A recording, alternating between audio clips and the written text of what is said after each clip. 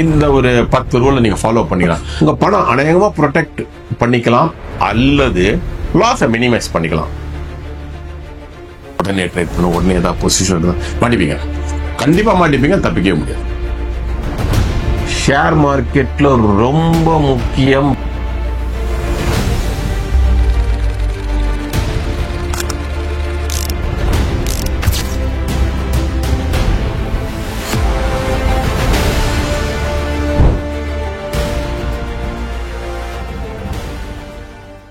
நண்பர்களே, ஷேர் மார்க்கெட்ல இன்ட்ராடேல ட்ரேட் பண்ணும்போது எந்த ஏரியால நீங்க கேர்ஃபுல்லா இருக்கணும்னு சொல்லிட்டு ஒரு 5 ரூல் இருக்கு, அதை ஃபாலோ பண்ணுங்க அப்படின்னு ஆல்ரெடி சொல்லிட்டு இருந்தேன்.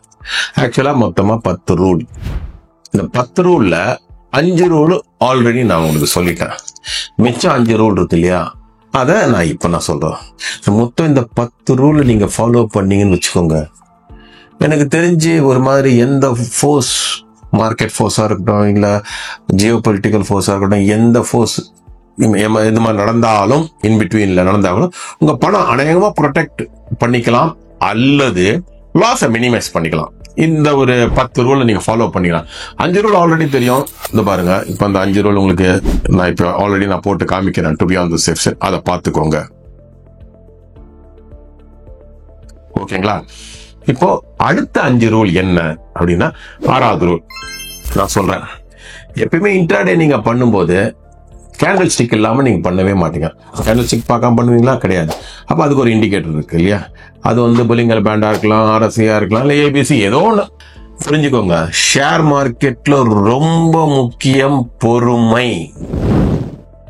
பொறுமை இல்லாதவங்களாம் ஷேர் மார்க்கெட்ல ஜெயிக்கவே முடியாது. சோ எந்த மாதிரி பொறுமை தேவைப்படும் அப்படின்னா, தெளிவா இப்ப ஷார்ட் போலாம், இப்ப லாங் போலாம், அது வரைக்கும் நீங்க பொறுமையா இருந்துதான் ஆகணும். ட்ரேட் பண்ணக்கூடாது.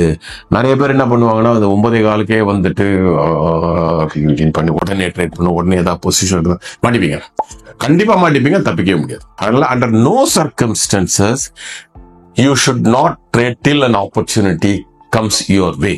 அது வரைக்கும் நீங்க பொறுமையா இருந்துதான் ஆகணும், வேற வழியே கிடையாது. ஓகேங்களா? 7வது ரூல், இது கொஞ்சம் முக்கியமான விஷயம். நீங்க வந்து ஒரு கவுண்டர் மானிட்டர் பண்ணிருப்பீங்க, எல்லாம் நல்லா இருக்கிற மாதிரி இருக்கும். இது டெஃபினட்டா மேல போகும், இல்ல டெஃபினட்டா கீழே போகுன்ற மாதிரி நினைச்சிருப்பீங்க. அப்ப என்ன பண்ணுவீங்க, சரி பொசிஷன் எடுக்கலாம் தைரியமா, கவலை கிடையாது அப்படின்னு நினைச்சிட்டு ஓப்பன் பொசிஷன் எடுத்துமே மாட்டிப்பீங்க. ஓப்பன் பொசிஷன் என்னன்னா ஸ்டாப் லாஸ் இல்லாம. Stop loss is a must. ஏன்னா இன்ட்ராடே அப்படிங்கிற அந்த டைரக்ஷன் யாராலையும் கிட்டத்தட்ட ப்ரெடிக்ட் பண்ணவே முடியாது. என்ன ஆனாலும், என்னதான் உங்களுக்கு கான்பிடன்ஸ் லெவல் ஜாஸ்தியா இருந்தாலும் டெஃபினட்டா நீங்க ஸ்டாப் லாஸ் போட்டே ஆகணும். அந்த ஸ்டாப் லாஸ் வந்து எப்படின்னா, எப்படி சார் நாங்க ஸ்டாப் லாஸ் போடலாம்? ஒவ்வொருத்தரோட அஃபோர்டபிலிட்டி. சில பேருக்கு நீங்க 1000 rupees லாஸ் இருந்தா பரவாயில்ல, இல்ல சில பேர் 2000, சில பேர் 3000, அதுக்கு தகுந்த மாதிரி கால்குலேட் பண்ணிட்டு அந்த இடத்துல ஸ்டாப் லாஸ் போட்டு வச்சுக்கோங்க, to be on the safe side. Stop loss will definitely protect you from extraordinary loss. நாளைக்கு திடீர்னு ஏதாவது ஆகி போச்சுன்னு வச்சுக்கோங்க, மார்க்கெட் சரன்னு கீழே விழும், ஸ்டாப் லாஸ் போல அத்தனையும் காலி இன்ட்ராடேல. அதனால அது டேஞ்சர். அதாவது 8வது ரூல் வெரி இம்பார்ட்டன்ட். என்னன்னா, நம்ம பண்றது சைக்கலாஜிக்கலா இது அத்தனை என்னோட அனுபவத்துல நான் கத்துக்கிட்டது, அதை தான் நான் ஷேர் பண்றேன். புரியுதுங்களா? அந்த 8வது ரூல் என்னன்னா, நான் பண்ணியிருக்கேன் நிறைய தடவை, பண்ணிட்டு மாட்டிட்டு அப்புறம் அவஸ்தைப்படும். என்னன்னா, நம்ம டார்கெட் எக்ஸ்டெண்ட் பண்றது. ஒரு 3000 ப்ராஃபிட் வந்தா நல்லா இருக்கும் அப்படின்னு நினைக்கிறது. அதை பார்த்தீங்கன்னா அப்படியே இதுக்காக நம்ம மார்க் காமிக்கலாம். அப்படியே 2800 900 வந்தோன்னே நல்லா தான் வருது. நம்ம என்ன பண்ணுவோம், சரி செல்லிங் ஆர்டர் இல்லை பையிங் ஆர்டர், அதை கவர் பண்ற ஆர்டரை கொஞ்சம் தள்ளி வைக்கிறது. 4000 வரட்டுமே, 3000 டார்கெட்டு, அது நல்லா தான் வருது, 4000 வராதா அப்படின்னு, இல்லை 5000க்கு போறது. டார்கெட் நீங்க என்ன பண்ணுங்க, அந்த இடத்துல ஆர்டர் கொஞ்சம் மாத்தி வைப்பீங்க, எக்ஸ்டெண்ட் பண்ணுவீங்க அந்த order, expecting to gain a bigger profit. ஆனா நமக்கு நேரம் நல்லா இல்லைன்னா கரெக்டா 3000 ப்ராஃபிட்ல வந்து 3200 ப்ராஃபிட் இடத்துல வந்து அங்கேருந்து அப்படியே ரிவர்ஸ் ஆகும், வந்துடுவோம். கடைசியில என்ன தெரியுமா ஆகும், நோ லாஸ் நோ ப்ராஃபிட்ல நம்ம புக் பண்ண வேண்டிய ஒரு சூழ்நிலை. ஆனா அது ரொம்ப கஷ்டமான விஷயம். ஏன்னா சைக்கலாஜிக்கலா நம்ம 2900 3000 rupees ப்ராஃபிட் பார்த்துட்டோமா, அதை பார்த்துட்டு அப்புறம் நோ லாஸ் நோ கெயின்லயோ இல்லை 500 ப்ராஃபிட்ல புக் பண்ண, இந்த மாதிரி பண்ணிட்டோமே, தப்பாச்சே, பண்ணிருக்கவே கூடாது அப்படின்ற மாதிரி நிலைமை வரும். அதனால டார்கெட்டை எக்ஸ்டெண்ட் பண்ணவே பண்ணாதீங்க அண்டர் நோ சர்க்கம்ஸ்டன்சஸ். ஒரு கவர் பண்றதுக்கு ஒரு ஆர்டர் போட்டீங்களா, லெட் இட் பி தேர்.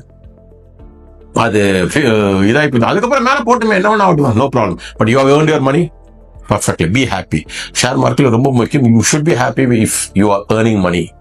ஓகேங்களா? 9வது ரூல் அது என்ன அப்படின்னா, நீங்க என்ன கவுண்டர் மானிட்டர் பண்றீங்களோ அதுல மட்டும் இன்ட்ராடே பண்றீங்க. ஒரு 5 கவுண்டரோ இல்ல 10 கவுண்டரோ 50 கவுண்டர்ல நீங்க மானிட்டர் பண்ற மாதிரி வச்சிருந்தீங்கன்னா definitely it's very difficult for you to monitor all those counters. 5ல இருந்து 10 அதோட மூவ்மெண்ட் உங்களுக்கு டெய்லி அப்படியே பார்த்துட்டே இருக்கிறதுனால உங்களுக்கு ஒரு மாதிரி தெரியுது, இவ்வளவு தூரம் மேல போய் இங்க ரெசிஸ்டன்ஸ், இங்க அது சப்போர்ட் இருக்கு, ஸோ இந்த இடத்துல அழகா நம்ம பண்ணலாம் அப்படின்ற மாதிரி ஒரு ஒரு ஒரு ஒரு பேசிக் ஜட்ஜ்மெண்ட்லாம் இருக்கும். அதை வச்சு நீங்க பண்ணுங்க. the possibility of you failing is very very less. 10வது, இது ரொம்ப முக்கியமான ஒரு பாயிண்ட், கிட்டத்தட்ட ஹியூமன் சைக்காலஜி பேஸ் பண்ணி வர்றது. நான் அவஸ்தைப்பட்டிருக்கேன், பல பேர் அவஸ்தைப்பட்டிருக்காங்க. இது என்னோட அனுபவம், உங்களுக்கும் கூட டெஃபினட்டா இந்த அனுபவம் இருந்திருக்கும். என்னன்னா, அதுக்கு முந்தின நாள் ஒரு 5000மோ 10,000மோ இல்ல ஏதோ ஒரு அமௌண்ட் ப்ராஃபிட் வந்துருக்கும். அடுத்த நாள் அப்படி 9:15 வரும்போதோ இல்ல ட்ரேட் மார்க்கெட் ஓப்பன் ஆகும்போது நமக்கு என்ன தெரியுமா நக்கல் வரும், மார்க்கெட் நான் சொன்னதை கேட்குங்க, இன்னைக்கு பாரு நான் எவ்வளவு பணம் பண்ண போறேன், நேற்று 10,000 ரூபாய் பண்ண லட்டு மாதிரி, இன்னைக்கு பாரு அதே கவுண்டர்ல வேற அக்கௌண்ட் டக்குன்னு வாங்குறேன், அதே மாதிரி விற்கிற ஸ்ட்ராட்டஜி எல்லாம் பக்கம். நேற்று ஸ்ட்ராட்டஜி ஒன்று போட்டிருப்பீங்க, அந்த ஸ்ட்ராட்டஜியை இன்னைக்கு இம்ப்ளிமெண்ட் பண்ண போறேன், நேற்று 10,000 பண்ணா இன்னைக்கு 10,000 பண்ண போறேன் அப்படின்னு நீங்க நினைச்சிட்டு வருவீங்க. நடக்கவே நடக்காது. ஏன் தெரியல, ஒவ்வொரு நாளும் மார்க்கெட் டிஃபரெண்ட். ஒவ்வொரு தடவையும் இந்த ஷேர் இப்படி மேல போகும் இப்படி கீழே இறங்கும்னு சொல்லவே முடியாது, யாராலையும் சொல்லவே முடியாது.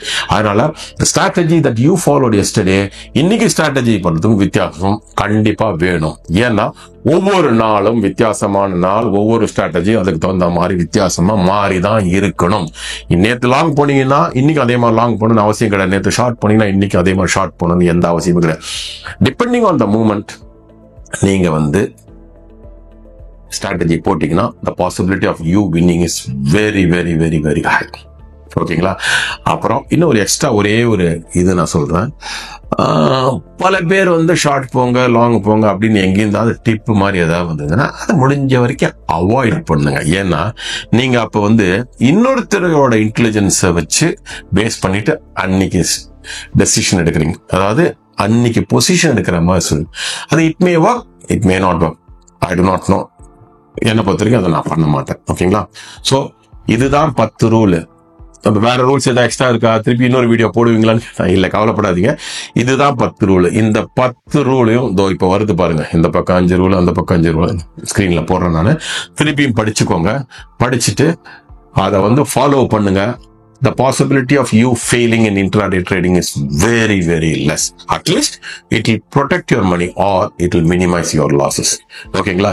இதை பத்தி ஏதாவது உங்களுக்கு ஒப்பீனியன் இருந்து, இல்ல நான் ஏதாவது தப்பா ஏதாவது பேசியிருந்தாலோ, இல்ல இதுக்கு மேல வேற ஏதாவது உங்களுக்கு இன்ஃபர்மேஷன் தான் உங்களுக்கு இதை பத்தி தேவைப்படுதுன்னு கமெண்ட்ல கமெண்ட் செக்ஷன்ல உங்களுடைய அபிப்பிராயத்தை சொல்லுங்க. நான் டெஃபினட்டா இன்னொரு வீடியோ இதே டாபிக் நான் ரிலீஸ் பண்ணேன். ஓகேங்களா? இந்த வீடியோ உங்களுக்கு உபயோகமாக இருந்திருக்கும் நான் நம்புறேன். நன்றி, வணக்கம்.